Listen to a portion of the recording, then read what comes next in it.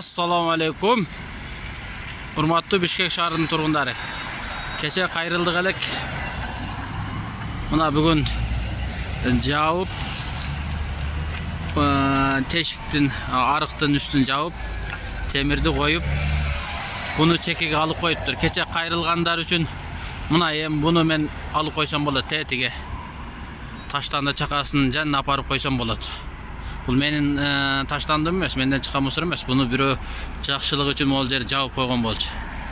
Мына жыйынтык.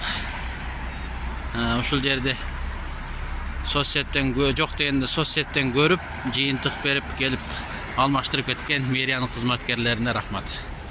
Ама үйдү дагы чоо жайын так айтып, акчасын бүтүрүп берип койгон. Бу ушу үйдү дагы жок болбойт же парковкасы курулат мындай деп ачыгын айтып койсо жакшы болот.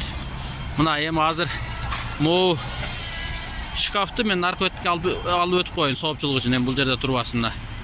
Мусорго кетеби, каяка кетет, бирок мен ошо таштанды чаканын жанына алып өтүп коеюн. Мына кече ошону өзүң эле алып койсоң болот го деп. Мына тигил жакта бунун иши бүттү. Тигил жерди жапты. Чукур болуп арыктын үстүн жапкандан кийин мына мен өзүм эле бүйтүп алып өтүп койдум. Аны чекеге коюп койгон экен. Ал жерде анын өзүнүн кызматы бар болчу, ошого албаган. Жанагы акылдуу болгондор үчүн жооп.